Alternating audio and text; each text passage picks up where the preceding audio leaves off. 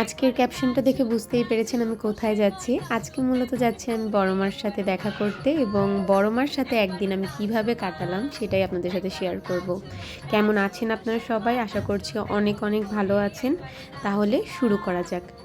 এই যে বড় মার কাছে যাব, এটা অনেক দিন ধরেই প্ল্যানিংয়ে ছিল, কিন্তু আমার আর মন্দিরার ব্যাটে বলে মিলছিল না। বিশেষ করে মন্দিরা আমাকে নিয়ে অনেকবার যাওয়ার প্ল্যান করলেও সেটা কোনোদিনই সাকসেসফুল হয়নি।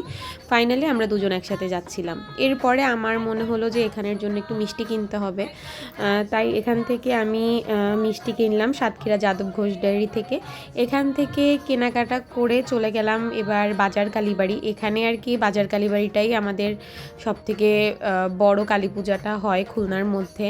আর এখানেই আর কি চলে আসলাম। আর এখানে প্রতি মঙ্গলবার শনিবার প্রতিদিনই পুজো হয়, মঙ্গলবার শনিবারটা একটু বড় করেই পুজো হয়। আর গিয়েই এখানে ফল প্রসাদও কিছু নিয়ে নিলাম, ডালা কিনলাম আমি একটা, মন্দিরা একটা, এবং ভগবানের কাছে সেই ডালা মিষ্টি সব দিলাম।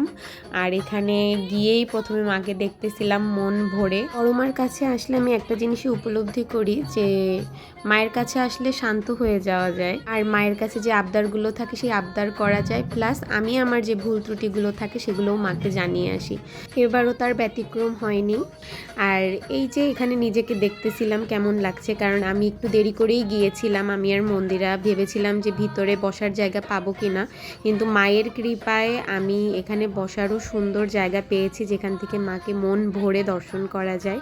দেখুন এখানে অনেক লোক, আর এখনও আরও অনেক লোক আসতে থাকবে যারা বারান্দায় বসবে।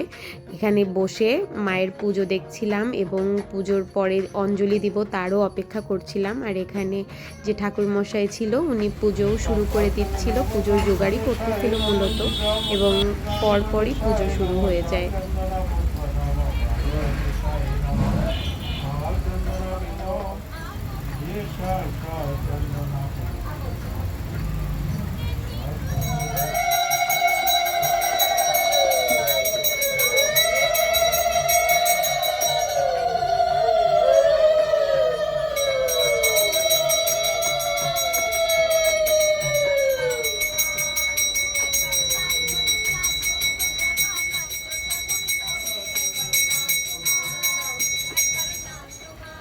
এই যে মায়ের পুজো প্রায় শেষের দিকে। এখানে আর কি যাদের মানসিক থাকে, যারা মায়ের কাছে মানসিক দিয়ে থাকে, এখানে মঙ্গলবার শনিবার যে কোনো দিন আপনি আপনার মানসিকও পূরণ করতে পারবেন। এরপরে আমরা হাতে ফুল নিয়ে নিচ্ছিলাম, কারণ একটু পরেই অঞ্জলি শুরু হবে। আর তার জন্য এখানে এক কাকি সবাইকে ফুল দিচ্ছিল, সবাইকেই সুন্দর সুন্দর জবা ফুল দিচ্ছিল, আর সাথে একটা বেলপাতা করে দিচ্ছিল। আর এখানে আমিও ফুল পেয়ে গেলাম, বেলপাতাও পেয়ে গেলাম। আর পুজোর আগে জল বা গঙ্গার জল যেটাই বলুন সেটাই ছিটিয়ে নিচ্ছিল ঠাকুরমশাই। আর এখানে এখন আস্তে আস্তে অঞ্জলিও শেষ হয়ে গিয়েছে। অঞ্জলি শেষ করার পরে আমরা যেহেতু এখানে অঞ্জলি দিয়েছিলাম যে না খেয়ে, মানে উপোস করে, তাই এখানে চরণামৃত দিয়ে আমরা আর কি উপোসটা ভাঙলাম। এরপর মোমবাতি আর আগরবাতি যেগুলো ছিল সেগুলো ধরিয়ে নিচ্ছিলাম। পুজোর পরে এসেই এখানে আর কি মোমবাতি আর আগরবাতি ধরাতে হয়।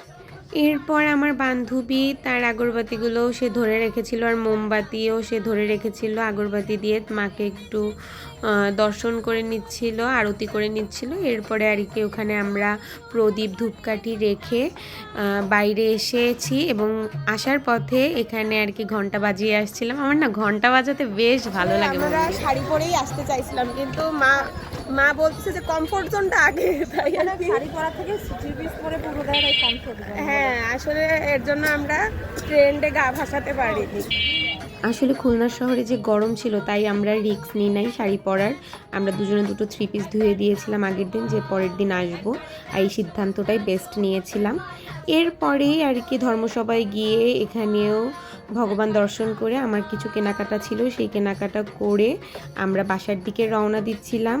আর এখানে এত ঝড়ো বাতাস চলতেছিল, একদম ভালো সময়ে এসেছি। আর এই যে স্বর্ণা শঙ্খ ভাণ্ডার থেকে আমি অনেক কিছু কিনেছি, এগুলো পরে এক সময় দেখাবো।